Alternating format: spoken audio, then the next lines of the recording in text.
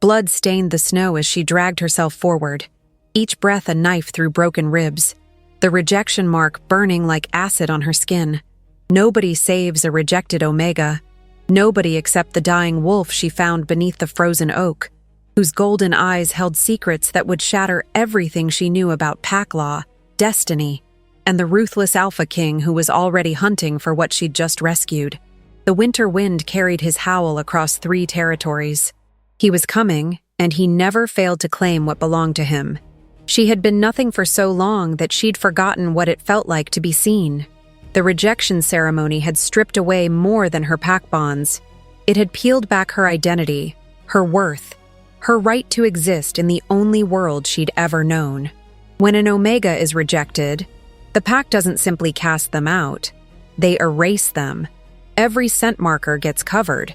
Every den they'd slept in gets cleansed. Every path they'd walked gets remarked by others until no trace remains. It's a death without dying, an existence without living. The cold had become her companion in the weeks since they'd driven her beyond the territorial markers. She'd learned to move through the forest like a ghost, avoiding the hunting grounds of established packs, staying clear of the rogue wolves who would tear apart a lone Omega for sport. Her wolf had gone silent inside her, retreating so deep that sometimes she wondered if the rejection had killed that part of her entirely. The bond between human and wolf consciousness is supposed to be unbreakable, forged in the first shift and strengthened with every moon. But rejection challenges everything that's supposed to be absolute in their world. She'd been surviving on scraps and snowmelt, her body growing weaker by the day. The winter was particularly brutal this year, as if nature itself had turned against her. The other rejected wolves she'd encountered had warned her that most Omegas didn't survive their first season alone. The statistics were grim. Without a pack's protection, without access to proper hunting grounds, without the shared warmth of a den, the mortality rate approached 90%. She'd been determined to be part of the 10% who made it, but determination meant nothing when your body was shutting down from cold and hunger. That's when she'd heard it. A sound so faint she almost missed it beneath the howling wind. A whimper, pain given voice. Her first instinct was to run. Any sound in these woods could mean danger, but something made her stop. Maybe it was the fact that she recognized that particular quality of suffering. It was the sound of someone who'd been abandoned, left to die alone. She knew that sound intimately because she'd made it herself, pressed face down in the snow the night her pack had rejected her. Following the sound meant leaving the relatively safe path she'd been traveling. It meant pushing through deeper snow, expending energy she couldn't afford to waste. But her feet moved anyway, drawn by something she couldn't name. Compassion, perhaps. Or maybe just the desperate need to prove that she was still capable of caring about something other than her own survival. The rejected often lose their humanity along with their pack bonds. She'd seen it in the eyes of the rogues, that emptiness where empathy used to live. She didn't want to become that. The wolf was larger than she'd expected when she finally found him. Most wolves in their animal form stood about waist-high to a human, but this one would have reached her chest even lying down as he was. His fur was a strange silver gray that seemed to shimmer even in the dim winter light, and his eyes, when they opened to look at her, were the gold of ancient coins. But it was his condition that made her gasp. He'd been torn apart. Deep gashes ran along his flanks, and one of his legs was bent at an impossible angle.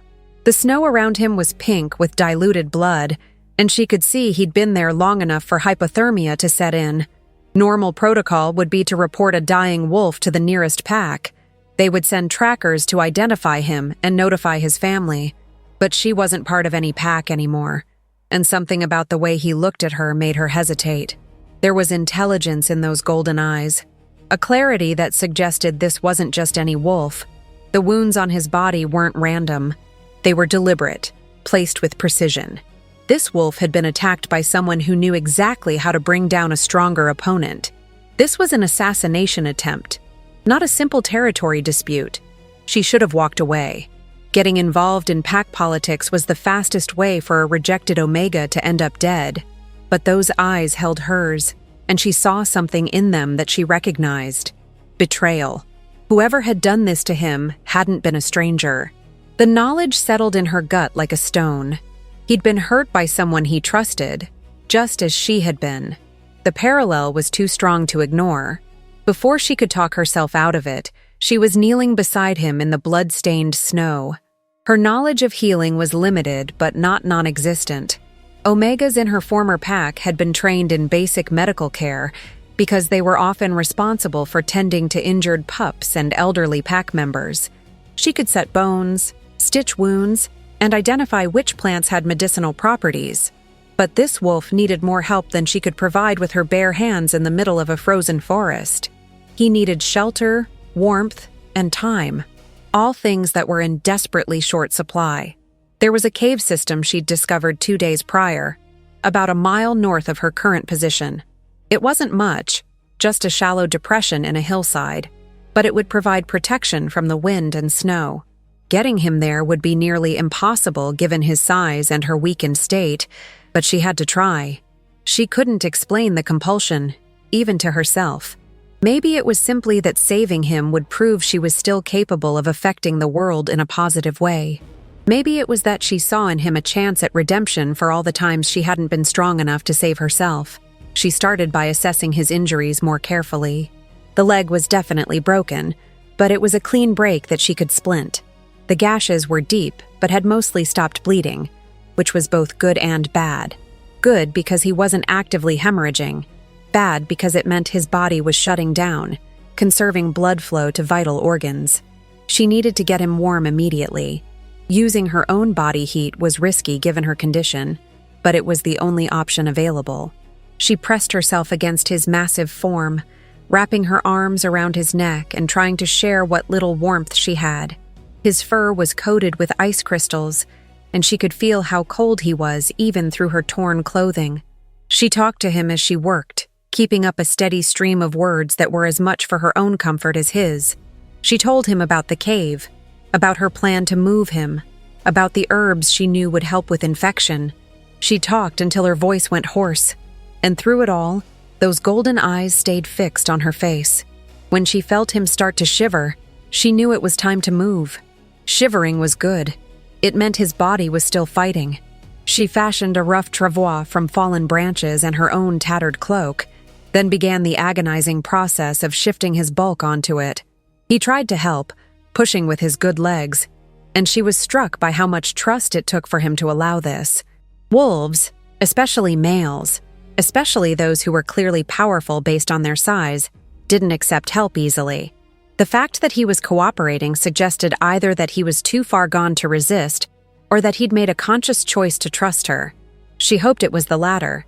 The journey to the cave took hours. She had to stop frequently to rest, her muscles screaming with exhaustion. Several times she considered giving up, but every time she looked back at him, those golden eyes were watching her with what looked like encouragement. It was probably projection on her part, but she chose to believe it anyway. Belief was all she had left. When they finally reached the cave entrance, the sun was setting, painting the snow in shades of orange and red that reminded her too much of blood. Inside the cave, she went to work immediately.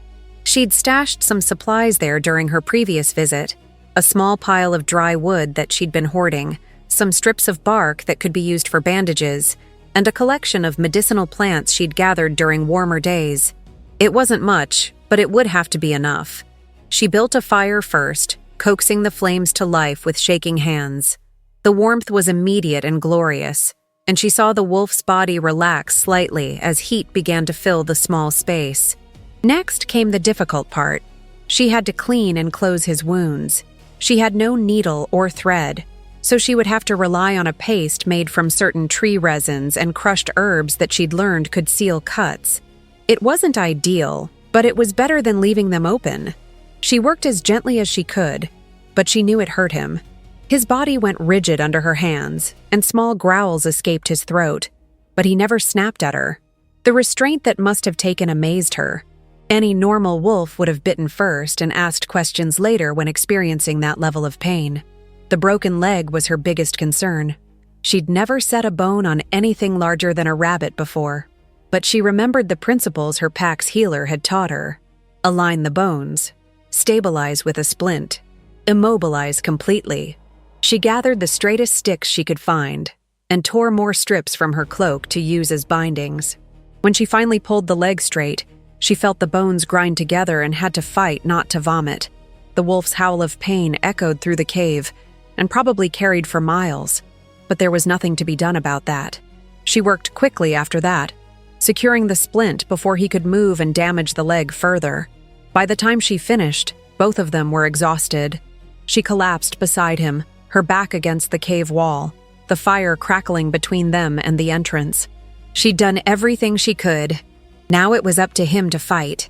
She wanted to stay awake, to monitor his breathing and watch for signs of infection or shock, but her body had other ideas. The warmth of the fire, the relief of being out of the wind, and the bone-deep exhaustion all conspired against her. Her eyes closed almost against her will, and she slipped into the first real sleep she'd had in weeks. She dreamed of running. In her dream, she wasn't alone. Her wolf had returned, strong and whole, and beside her ran the silver-gray wolf from the cave. But in her dream, he was healed too, moving with a grace and power that took her breath away. They ran through a forest that wasn't frozen, where the sun filtered through green leaves and the air smelled of summer grass. It was the kind of dream that felt more like a memory of the future than a fantasy, and she didn't want it to end. When she woke, dawn light was filtering into the cave, and she was alone. Panic seized her immediately. Had he died during the night? Had something dragged him away while she slept? She scrambled to her feet, ignoring her protesting muscles, and searched the cave frantically. But there was no body, no blood trail, nothing to indicate what had happened. It was as if he'd simply vanished. She stumbled to the cave entrance and looked out over the snow-covered landscape. The only tracks were her own from the previous day. No massive wolf prints leading away. No signs of a struggle. Nothing. She stood there for a long time, trying to make sense of it. Had she imagined the whole thing? Was she so far gone that she'd hallucinated an injured wolf and spent the night caring for a fever dream? But no, the blood on her hands was real. The torn strips of her cloak were missing. The medical supplies she'd used were gone. Something had happened, even if she couldn't explain the wolf's disappearance. She returned to the cave and tried to reconstruct the previous day's events, but exhaustion and hunger made thinking difficult. She spent that day and night in the cave, too tired to move on, half hoping the wolf would return so she could confirm she wasn't losing her mind. But he didn't come back. By the second morning, she'd accepted that she would never know what happened. Maybe he'd recovered enough to limp away on 3 legs. Maybe another wolf had found him and carried him off. Maybe it had all been a hallucination brought on by starvation and exposure. Whatever the truth was, she needed to move on. Staying in one place too long was dangerous, even with the cave's shelter. She was gathering the few supplies she had left when she heard them. Howls, multiple wolves, and they were close. Her heart rate spiked immediately. Howls could mean many things, but a coordinated chorus like this usually indicated a pack on the hunt. She moved to the cave entrance cautiously and peered out. What she saw made her blood run cold. Wolves. Dozens of them. But these weren't ordinary pack wolves. They moved with military precision, their formation tight and purposeful. And at their head was the largest wolf she'd ever seen. He was massive, easily half again the size of the silver-gray wolf she'd rescued. His coat was the deep black of a moonless night, and even from a distance, she could see the power in his movements. He carried himself like royalty, head high, every step deliberate and controlled. The other wolves deferred to him, creating space as he moved through them. And then she saw something that made her stomach drop. Around his neck, visible even in wolf form, was a marking. Not physical, but something else. A shimmer in the air, like heat waves rising from summer pavement. It was a sign of status, of power. This was an alpha. Not just any alpha, but from the way the other wolves behaved, probably a regional alpha. Maybe even the Alpha King himself. Stories about the Alpha King had reached even her isolated pack. He was said to be ruthless, powerful beyond measure, and absolutely intolerant of disrespect or disobedience. His territory spanned 3 former pack lands, united under his rule through a combination of political marriages and outright conquest. He took what he wanted, and what he seemed to want right now was to search these woods. The pack spread out in a pattern that indicated a coordinated search effort. They were looking for something. Or someone. She retreated deeper into the cave, her mind racing. The timing couldn't be coincidental. She'd rescued an injured wolf, and less than 48 hours later, the Alpha King appeared with his entire pack. The silver-gray wolf must have been important. Maybe a member of the Alpha King's pack who'd been ambushed. Maybe even someone related to the king himself. If that was true, she'd stumbled into something much bigger than a simple rescue. She'd potentially interfered with an assassination plot against someone connected to the most powerful wolf in the region. Part of her wanted to reveal herself, to explain what had happened and hand over what information she had. But rejected Omegas had no rights, no protection under pack law. If the Alpha King decided she was involved in the attack, he could execute her on the spot and no one would question it.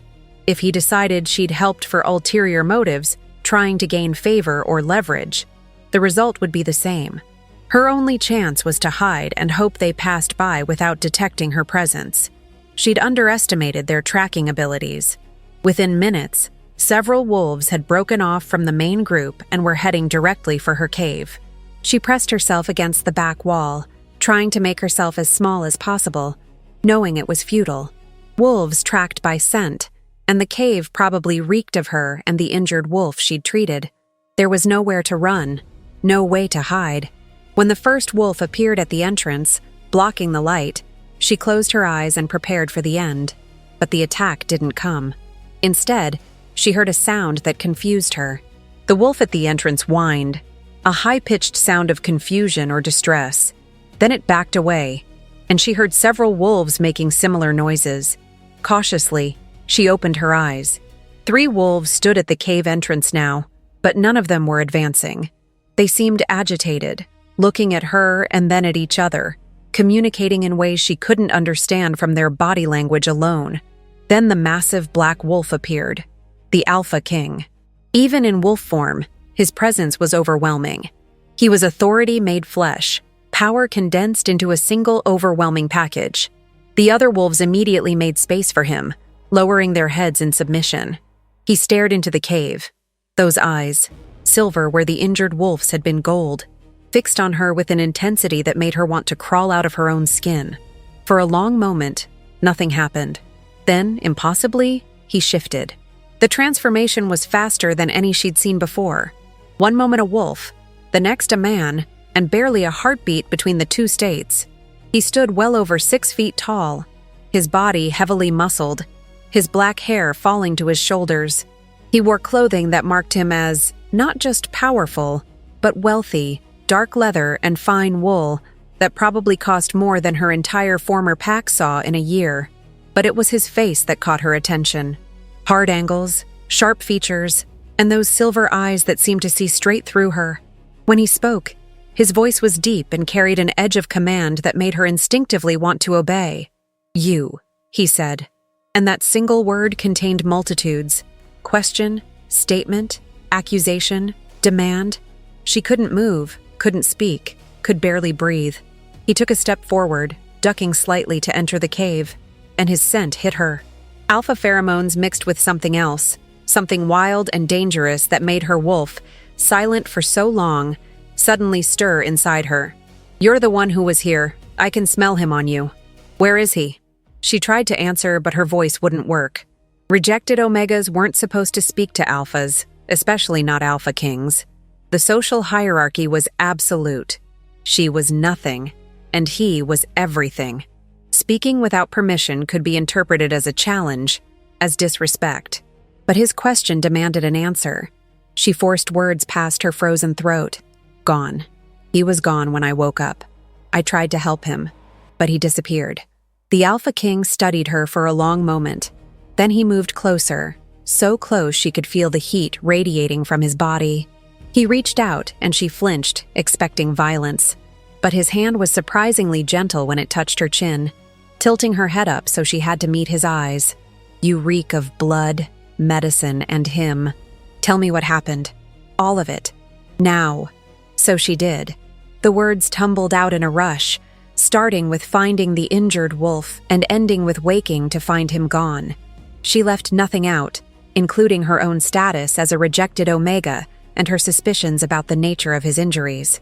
When she finished, the Alpha King was silent for a long moment.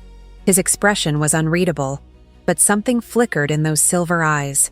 Surprise, maybe? Or calculation. "You set his broken leg," he said finally.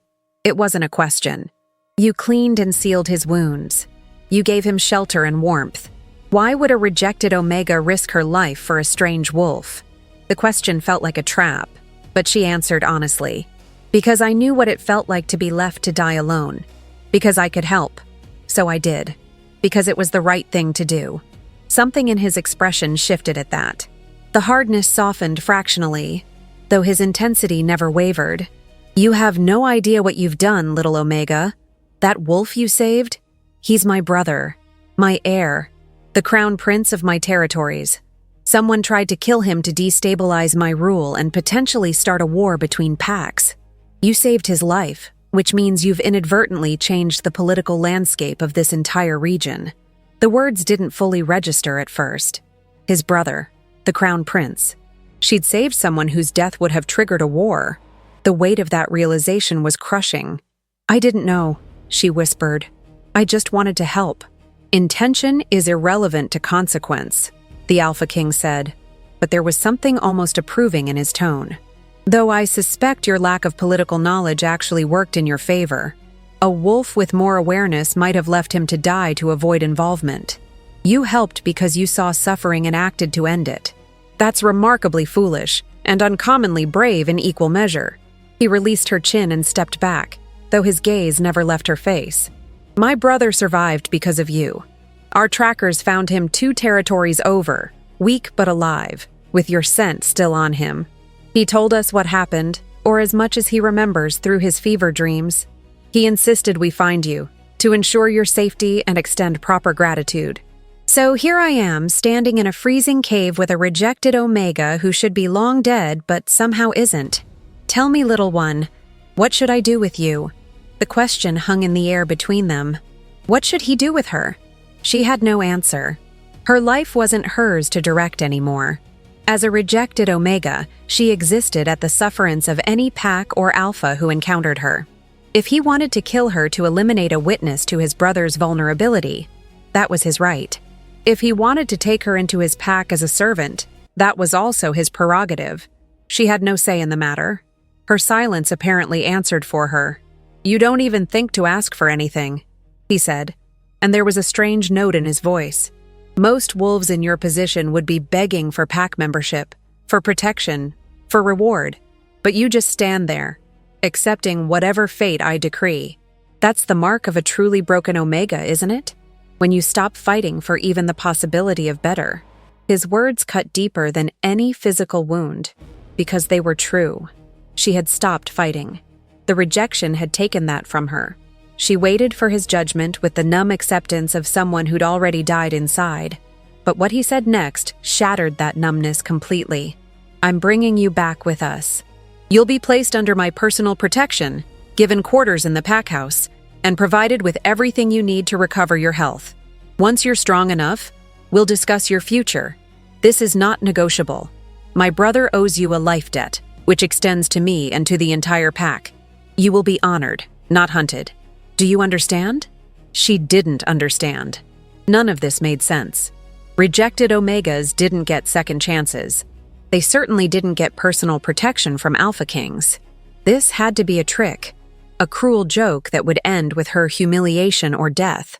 But his expression was serious, and the wolves at the cave entrance hadn't moved to attack. Maybe he was telling the truth. Maybe her life was about to change in ways she couldn't begin to imagine. She managed a single word in response. "Yes." The journey to the Alpha King's territory took 3 days. She rode on the back of one of his pack wolves, too weak to shift and run with them even if her wolf had been responsive. They moved fast, stopping only briefly to rest and eat. The pack treated her with a careful respect that she found deeply unsettling. Respect wasn't something rejected Omegas received. Tolerance, maybe. contempt, certainly, but not respect. Yet these wolves made space for her, shared their food, and ensured she was comfortable during rest periods. It was so foreign to her recent experience that she kept waiting for the other shoe to drop. The Alpha King ran at the head of the pack, his massive black wolf form never flagging despite the brutal pace. Occasionally, he would drop back to check on her, those silver eyes assessing her condition with clinical precision. He never spoke during these checks, just looked at her until he was satisfied she wasn't about to collapse, then returned to his position at the front. The attention should have been comforting, but instead left her feeling exposed and uncertain. On the second night, as they camped in a sheltered valley, one of the female wolves approached her. She was tall even in human form, with copper hair and green eyes that held both curiosity and something that might have been sympathy. "You can relax," she said quietly. "No one here is going to hurt you. The king has claimed you as under his protection. That makes you temporarily pack, which means we're obligated to treat you as family." Temporarily pack. The words stung, even though they were probably meant to be reassuring. Of course it was temporary. Once the life debt was satisfied, once she'd recovered and been properly rewarded, she'd be sent back out into the world. Maybe with supplies and safe passage, but ultimately alone again. Unless they decided to keep her as a servant or low-ranking pack member, someone to fetch and carry and earn her keep through menial labor. That was probably the best outcome she could hope for. She nodded her understanding to the copper-haired wolf, who smiled sadly and returned to the fire. The Alpha King's territory was nothing like what she'd expected. She'd pictured something martial and harsh, a fortress-like compound where strength and dominance were the only currencies that mattered. Instead, they entered a sprawling complex that looked more like a small town than a pack house. Buildings of various sizes dotted a cleared area of forest, connected by well-maintained paths. She could see wolves in both forms moving between structures, hear the sound of children playing, smell cooking food and wood smoke. It looked like a community, not just a military installation. They took her to the central building, which was clearly the Alpha's residence. It was large but not ostentatious, built from local stone and timber in a style that blended with the surrounding forest. Inside, the decor was surprisingly tasteful, comfortable without being soft, strong without being aggressive. The Alpha King led her personally through the halls, ignoring the stares of pack members they passed, until they reached a room on the second floor. "This is yours," he said, opening the door to reveal a space that made her want to cry. It was warm, furnished with a real bed covered in thick blankets, a fireplace already burning, and a window that looked out over the forest. There was even a private bathroom attached, a luxury she'd never experienced even in her original pack. "Food will be brought to you 3 times daily until you're strong enough to join us in the common dining hall. A healer will examine you tomorrow to assess what treatment you need. You're not to leave this room until I personally give you permission. That's for your safety as much as anything. The pack needs time to adjust to your presence, and you need time to recover. Questions?" She had 1,000 questions, but the only one that made it past her lips was, "Why are you doing this?" The Alpha King's expression softened almost imperceptibly. "Because my brother would have died without you. Because life debts are sacred in our culture and must be honored. And because looking at you reminds me that our system is deeply flawed if someone like you gets thrown away while worthless wolves maintain pack status through family connections and political maneuvering. Now rest. We'll talk more when you're stronger." He left before she could respond, closing the door quietly behind him. She stood in the center of the room for a long time, trying to process everything. Then finally, she approached the bed and sat down carefully, as if the furniture might disappear if she moved too quickly. The mattress was soft, the blankets heavy and warm. She lay back slowly, her body sinking into comfort it barely remembered. And then, for the first time since her rejection, she wept. Not tears of pain or fear, but of relief. She was safe. For now, at least, she was safe. The next morning brought the healer, a stern-faced older woman who examined her thoroughly and made disapproving noises about her condition. Malnourished, dehydrated, early signs of hypothermia damage to your extremities, and your wolf is retreating so deep she's practically dormant. You're lucky to be alive, girl. We'll start a treatment regimen immediately. High-protein diet, supplements, warmth, and rest. In a few weeks, we'll see about coaxing your wolf back to the surface. For now, focus on healing your human side. The food that arrived was better than anything she'd eaten in months. Real meat, cooked vegetables, bread that was still warm, and broth so rich it made her want to sob. She forced herself to eat slowly, knowing her stomach couldn't handle too much after so long with so little. Over the following days, a routine established itself. She woke, ate, slept, and occasionally received visits from the healer. The Alpha King came by twice. Brief visits where he asked how she was recovering and informed her of his brother's improving condition. On the 5th day, she had a different visitor. The door opened to reveal a man who made her breath catch. He was tall, broad-shouldered, with silver gray hair that matched his wolf form and those distinctive golden eyes. Even in human form, even healthy and cleaned up, she recognized him immediately. This was the wolf she'd saved, the Crown Prince, her patient, who should have been dead in the snow. "I had to see you," he said without preamble. "My brother said you probably wouldn't remember me, that you were half-conscious with exhaustion when you found me, and that the whole thing might seem like a fever dream to you. But I remember everything. Every word you spoke to me, every gentle touch when you set my leg, the way you held me to keep me warm even though you were freezing yourself. You gave me your last reserves of energy to save my life. Do you understand what that means in our culture?" She shook her head mutely. She'd been raised in a pack, yes, but pack customs around life debts and honor obligations had never been taught to Omegas. That knowledge was reserved for wolves of higher status, who might actually need to invoke or repay such debts. He stepped fully into the room and closed the door behind him. "It means I owe you everything. My life, my service, my loyalty. Until the debt is paid, which can take years or even a lifetime depending on the magnitude of what was given, I'm bound to you." The irony of a crown prince being bound to a rejected Omega isn't lost on anyone, believe me. Some of the pack elders are scandalized, but the law is absolute, and even my brother can't override it. So here I am, sworn to your service, waiting to learn what you want from me. What did she want? The question seemed impossible to answer. She'd spent so long in survival mode that she'd stopped thinking about wants entirely. Food, shelter, safety, those were needs. But wants? Desires? Those had been beaten out of her by her rejection.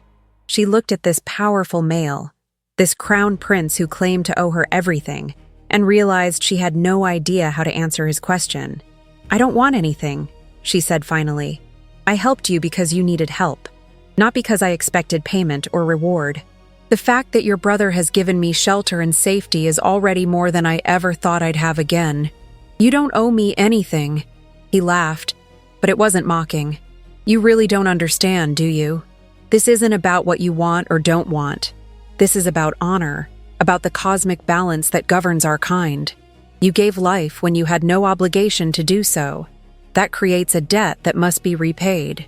If I died tomorrow with the debt unpaid, it would pass to my children and their children until someone in my line finally balanced the scales.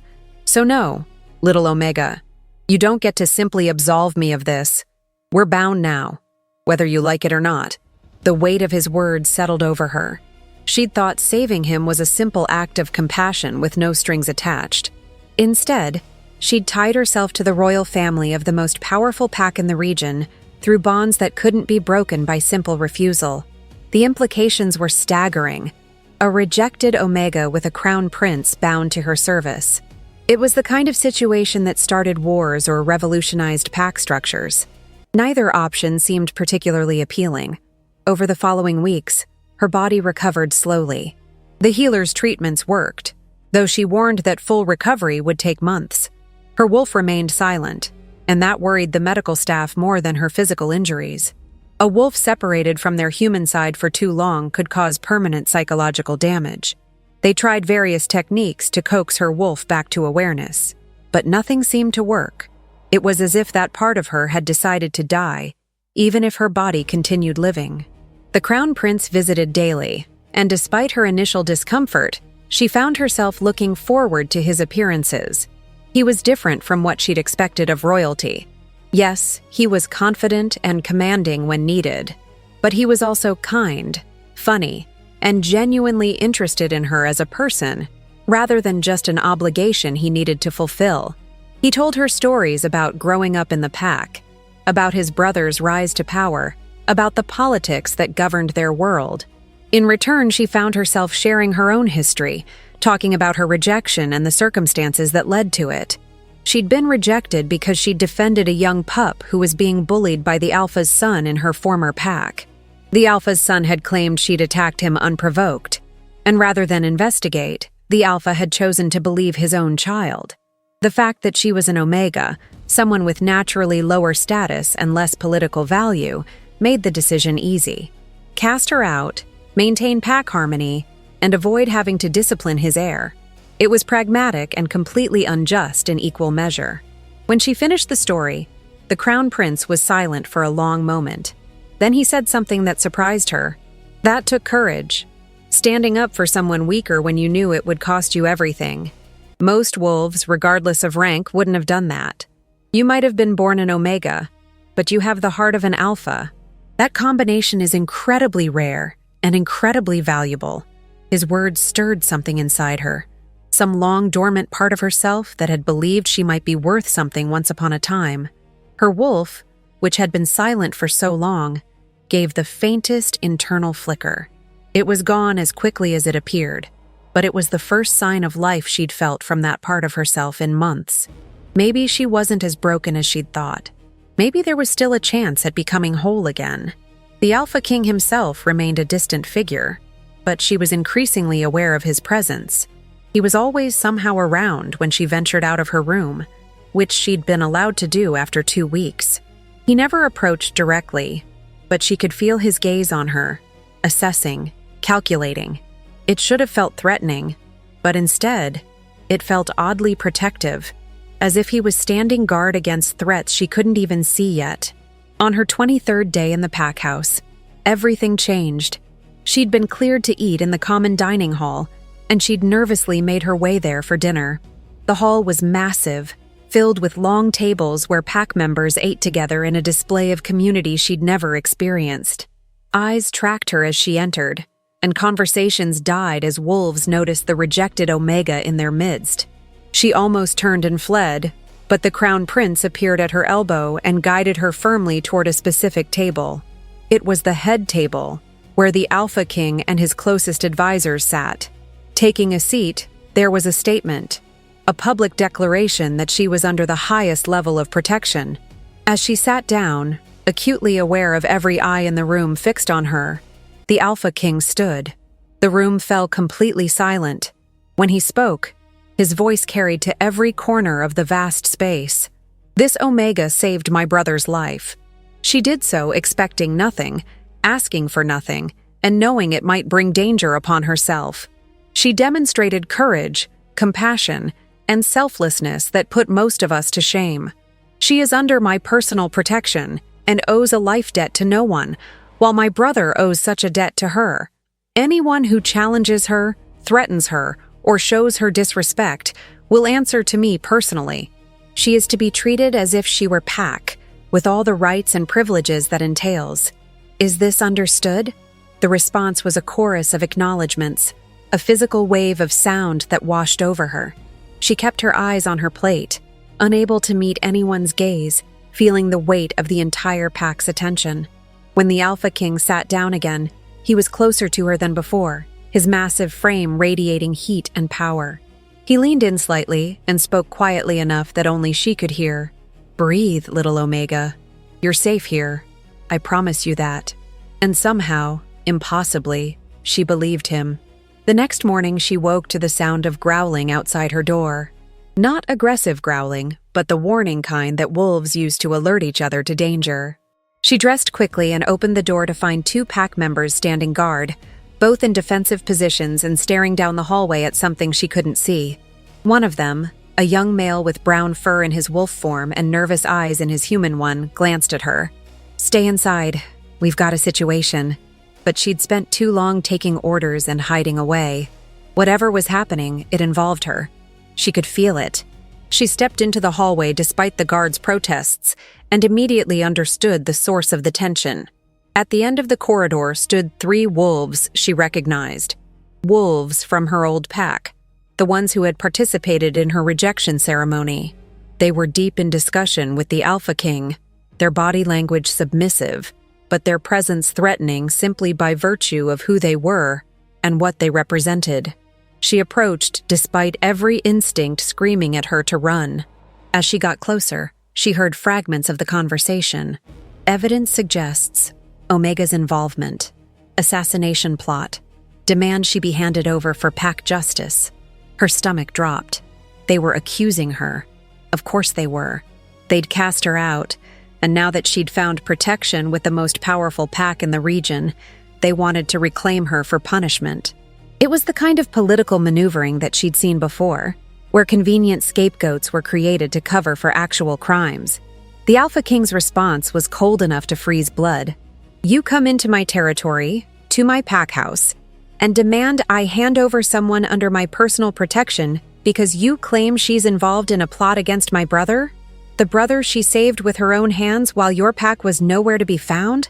You'll need to present better evidence than vague suspicions and convenient timing. The lead wolf from her former pack, her old alpha, bristled at the dismissal. We have witnesses who saw her meeting with known rogues. We have evidence that she possessed knowledge of the Crown Prince's travel routes. The timing of her finding him was too convenient. She's a rejected Omega with nothing to lose and everything to gain by ingratiating herself with your pack through a staged rescue. It's the perfect scheme. The words were designed to plant seeds of doubt, and she could see them taking root in the faces of some pack members who'd gathered to watch the confrontation. Her rescue suddenly looked suspicious. Her timing questioned. Her motives cast in the worst possible light.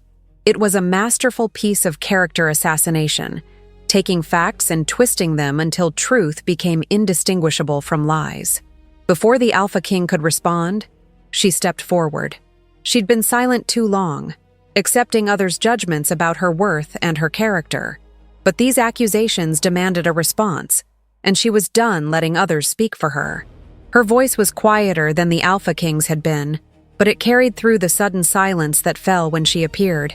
I have no witnesses to prove I wasn't meeting with rogues because I was alone in the forest, barely surviving. I had no knowledge of the Crown Prince's identity or travel routes because I thought he was just an injured wolf who needed help. And yes, the timing was convenient, but only in that I happened to be in the right place at the right time to save a life instead of watching someone die. If you want to call that a scheme, then you're calling basic decency and compassion criminal acts. Her former alpha's eyes narrowed. Pretty words from someone who always did have a talent for manipulation. You convinced half our pack that you were innocent when you attacked my son too, but the truth always comes out. You're dangerous, unstable, and now you've wormed your way into a position where you can do real damage. I'm asking the Alpha King to recognize the threat you pose and act accordingly. The Alpha King had been silent during her speech, but now he moved. One moment he was standing beside her, the next he was in front of her, placing his body between her and her former alpha in a gesture of unmistakable protection. When he spoke, his voice was soft, which somehow made it more threatening than if he'd shouted, "You come into my territory and insult my intelligence by suggesting I can't recognize manipulation when I see it. You think I haven't investigated every aspect of this situation? I know exactly who she is, what happened in your pack, and why you rejected her. I also know that your son, the one she supposedly attacked, has a history of violence that you've covered up. I know that 2 other Omegas from your pack have disappeared under suspicious circumstances in the past year. And I know that you're here now, not because you care about justice or my brother's safety, but because having a rejected Omega under the protection of a more powerful Alpha makes you look weak. Your political concerns are not my problem." The silence that followed was absolute. The other pack members looked shocked, and her former Alpha had gone pale. The Alpha King continued, each word precise and cutting. "You will leave my territory immediately. You will not return without explicit invitation. And if I discover that you or anyone from your pack makes any move against this Omega, I will consider it an act of war against me personally, Am I making myself clear? Her former alpha's jaw worked as if he wanted to argue, but wisdom prevailed. He backed down, lowering his eyes in submission, and gestured for his companions to follow him out. As they left, she heard him mutter something about this not being over, but it was clear the battle had been lost. The Alpha King turned to her once they were gone. "Are you all right?" She nodded, not trusting her voice. What she'd just witnessed was an Alpha King putting his entire reputation and political standing on the line to defend her. She was nobody. Nothing. A rejected Omega with no value in the pack hierarchy. Yet he'd treated her accusations against her as personal insults to himself. He'd publicly aligned himself with her against another pack's leadership. The implications were staggering. That night, the Crown Prince visited her room again. But this time, his expression was serious, almost worried. He sat down across from her and was silent for a long moment before speaking. "My brother's actions today are going to cause problems. Big ones. Your former pack is connected to 2 other regional packs through marriage and alliance. By essentially threatening war over you, he's put those alliances in jeopardy. The political fallout could be significant." Fear clenched her stomach. "I never wanted that. I never wanted to cause problems. Maybe I should leave. Just disappear into the wild again before this escalates." "No." The Crown Prince's voice was sharp.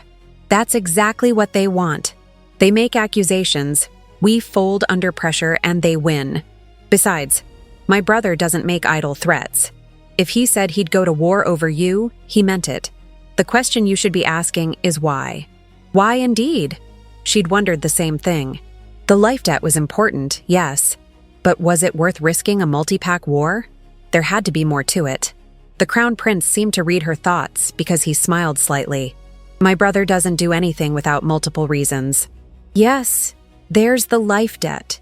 Yes, there's the principle of not giving in to political pressure. But there's also something else. Something I don't think even he's fully admitted to himself yet." He stood to leave, but paused at the door and looked back at her.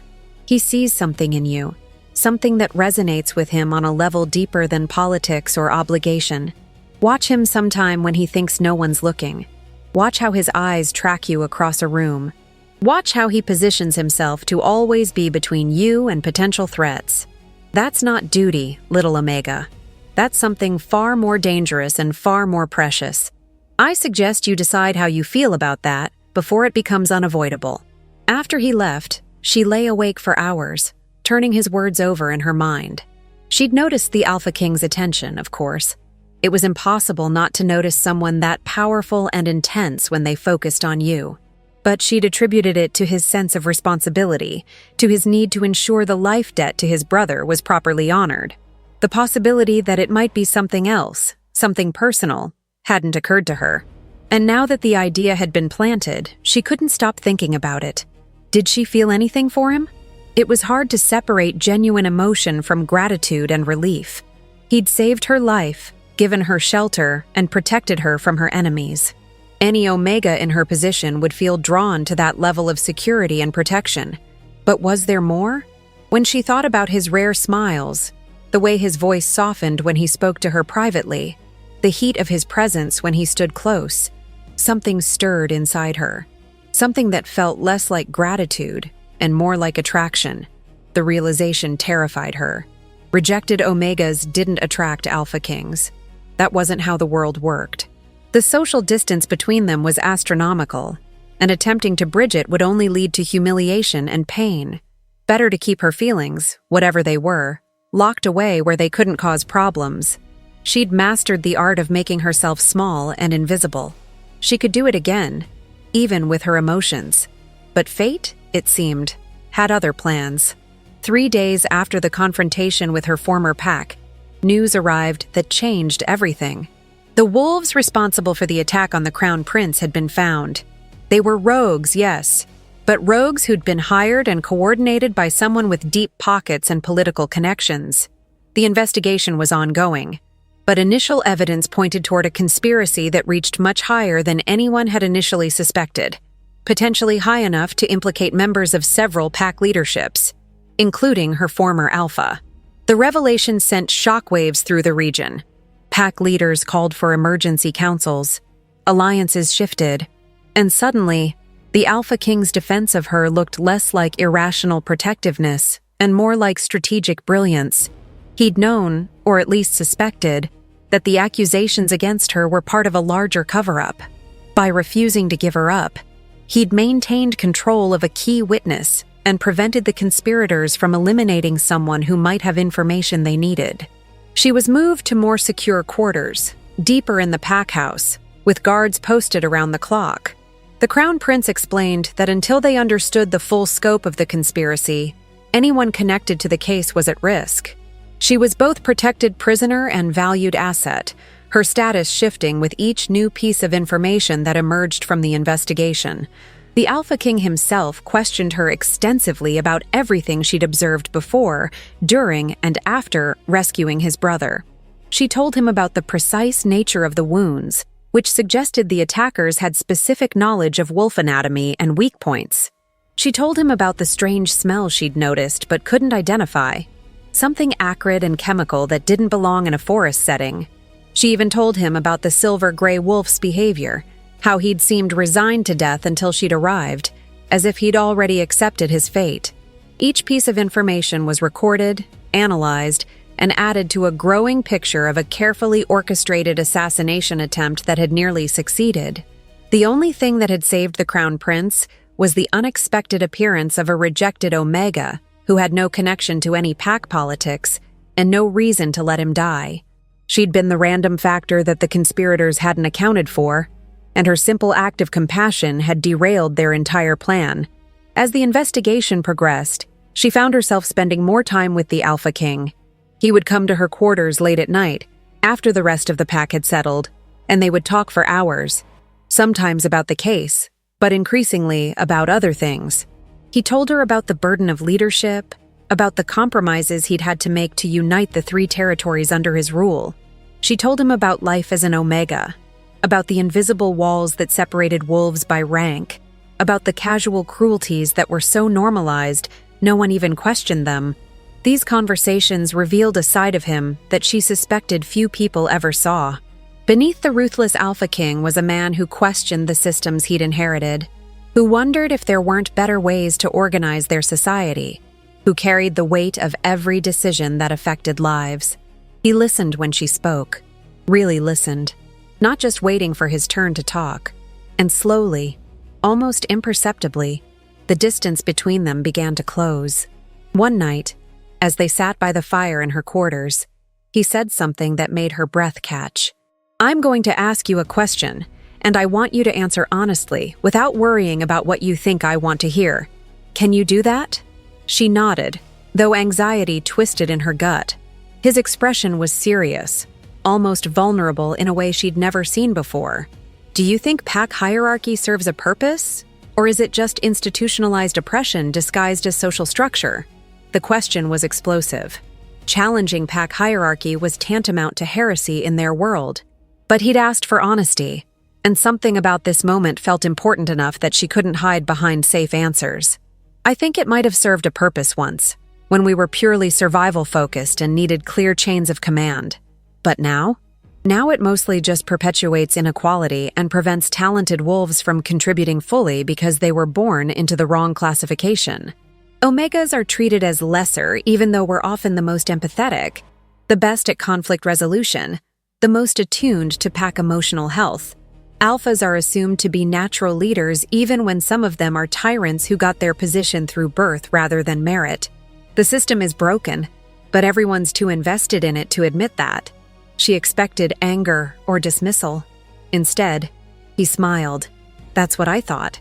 And that's why I'm going to do something that will probably get me challenged by every traditional alpha in the region." He stood and held out his hand to her.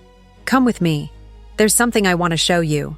She took his hand, feeling the warmth and strength of it, and let him lead her through the quiet pack house and out into the night. They walked through the forest for nearly an hour, until they reached a clearing she'd never seen before. At the center of the clearing stood an ancient oak tree, its branches spreading wide enough to shelter dozens of wolves. Around the base of the tree were stones, carved with names and dates going back hundreds of years. "This is the sacred grove," The Alpha King said quietly. Where my ancestors made the laws that govern our packs, where the pack hierarchy was first established and codified. Every major decision in my family's history has been made here. And tonight, I'm going to use this place to do something that my ancestors would probably consider sacrilege. He turned to face her fully, taking both her hands in his. I want to offer you a choice. Not as an alpha to an omega, not as a king to a subject, but as one wolf to another. I want you to stay, not as a protected guest or a political piece, but as a full member of this pack. Not at the bottom of the hierarchy, but at the top, as my mate. The words didn't register at first. Mate. The Alpha King was asking a rejected Omega to be his mate. It was impossible. It violated every social norm, every piece of pack law, every expectation about how their world functioned. She stared at him, searching for any sign that this was a joke or a test. But his expression was completely serious. He meant it. He actually meant it. That's impossible, she whispered. I'm rejected. I'm Omega. I'm nothing. You're the Alpha King. This would destroy your credibility, undermine your authority, give your enemies ammunition to challenge your rule. You can't possibly be serious. I'm completely serious. And yes, it will cause problems. Massive ones. But I've spent 3 territories worth of power, and I'm tired of perpetuating a system I don't believe in just because it's traditional. You've shown more courage, more integrity, and more leadership in the short time I've known you than most of the high-ranking wolves I deal with show in their entire lives. Rank is an accident of birth. Character is a choice. I choose to value the latter over the former. He stepped closer, his voice dropping to something intimate and intense. But more than that, more than political statements or social reform, I want you because of who you are. The way you face danger with quiet dignity. The way you helped my brother expecting nothing in return. The way you challenge me to think differently. The way you make me feel like maybe I could be better than I am. Those aren't Omega traits or Alpha traits. They're just you. And I find myself wanting more of you in my life, not less. Her heart was racing, her mind spinning, her carefully constructed walls crumbling. This couldn't be real. Things like this didn't happen to wolves like her. But his hands were solid and warm around hers. His eyes were locked on her face with an intensity that left no room for doubt. And something inside her that had been silent for so long suddenly roared to life. Her wolf, dormant since her rejection, surged to the surface with a force that nearly knocked her off her feet. For the first time in months, she felt complete, whole. The Alpha King's eyes widened as he clearly felt the change in her, the sudden presence of her wolf energy joining with her human consciousness. There she is, he said softly. I've been waiting to meet her. And then, because sometimes the only possible response to the impossible is action. She shifted.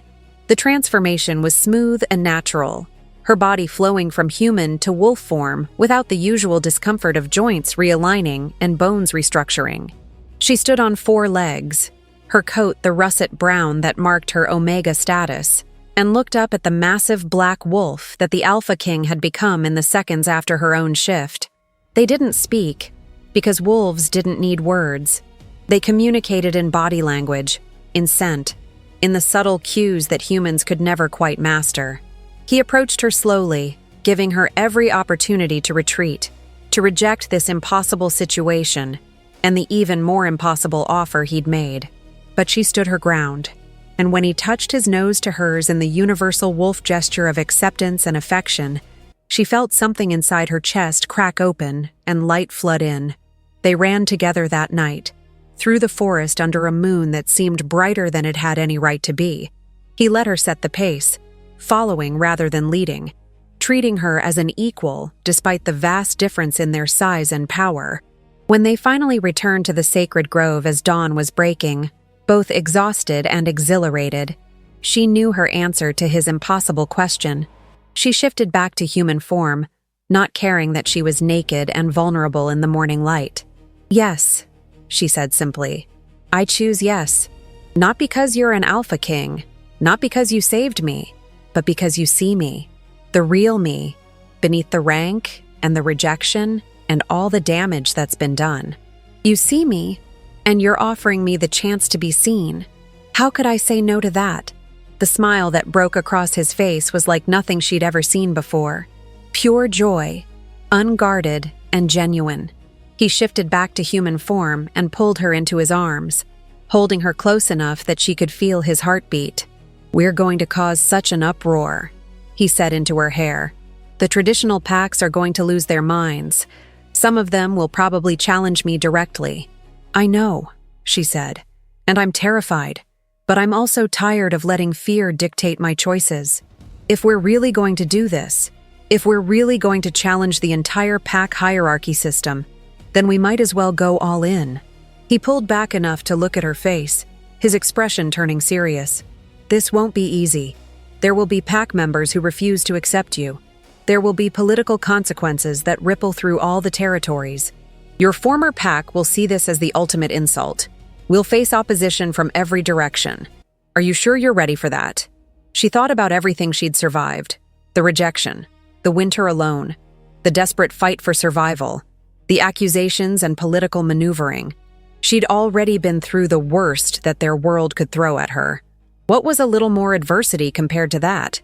"I'm ready," she said firmly. "Besides, I won't be facing it alone this time." That makes all the difference. The formal mating ceremony took place 1 week later, in the sacred grove, witnessed by the entire pack and representatives from every major pack in the region. The shock and outrage from the traditionalists was exactly as predicted, with 3 separate alphas formally challenging the Alpha King's decision. He faced each challenge personally, defending his choice not just with words, but with the kind of raw dominance that reminded everyone exactly why he was the Alpha King, and they were not. But it wasn't just his power that won over the skeptics. It was her. She stood before the assembled packs and spoke about her experiences, about the flaws in their system, about the waste of relegating wolves to lower status based purely on birth classification. She spoke about the Crown Prince's rescue, about how rank had nothing to do with her decision to save a life, and she spoke about her vision for a pack where merit and character mattered more than accidents of birth. Not everyone was convinced. Some packs left the ceremony in protest, but others stayed, and she could see the wheels turning in their minds. Seeds of doubt about the traditional system had been planted. Change wouldn't come overnight, but the conversation had begun. That was more than anyone had dared hope for. Her former alpha attended the ceremony, forced to witness his rejected Omega becoming the mate of the most powerful wolf in the region. The look on his face was worth every hardship she'd endured. When the ceremony concluded and she was formally recognized as the Alpha King's mate, with all the authority and status that entailed, she met her former alpha's eyes directly. She didn't gloat. She simply looked at him with the kind of calm dignity that said more than words ever could. "You threw me away. You were wrong. And now I'm standing where you'll never reach." The Crown Prince was ecstatic, declaring that the life debt had been repaid in the most spectacular way possible, and that he couldn't be happier to have her as family. The pack, after some initial resistance, began to accept her presence. She made it her mission to prove that an Omega could handle the responsibilities of her new position, working tirelessly to learn pack management, dispute resolution, and the 1,000 other skills required of someone in her position. She made mistakes, but she learned from them, and slowly earned the respect of even the most skeptical pack members. The conspiracy investigation concluded with several high-ranking wolves from 3 different packs being charged with treason and attempted murder. Her former alpha was implicated through financial records showing he'd contributed funds to the assassination plot, probably as a way to curry favor with one of the larger packs. His territory was absorbed into the Alpha King's holdings, and his pack given the choice to join or disperse. Most chose to join, recognizing that their former leader had failed them. As for her and the Alpha King, they built something entirely new together, a partnership based on mutual respect rather than hierarchy, a pack structure that valued contribution over rank, a system where Omegas could rise to positions of leadership and Alphas could admit when they needed help without it being seen as weakness. It wasn't perfect, and there were constant challenges, but it was better. And better was worth fighting for. On a winter morning, exactly 1 year after she'd found a dying wolf in the snow, she stood in that same clearing with the Alpha King beside her. The forest was still cold, still harsh, still unforgiving to the weak and unprepared. But she was neither weak nor unprepared anymore. She was strong, protected, valued, and loved. She'd saved a life, and in doing so, had saved her own. The rejected Omega had become a queen, not through magic or destiny, but through simple courage and the willingness to help when help was needed most. And that, she'd learned, was the most powerful magic of all.